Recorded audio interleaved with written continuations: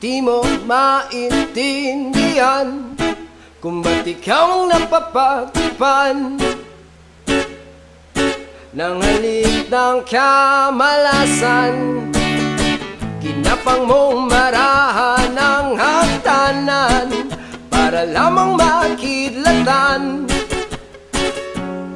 sa kaitaas-taasan. Ngunit kaibigan, huwag ka magpapasindak. Kaibigan, easy lang saya. Dahil wala rin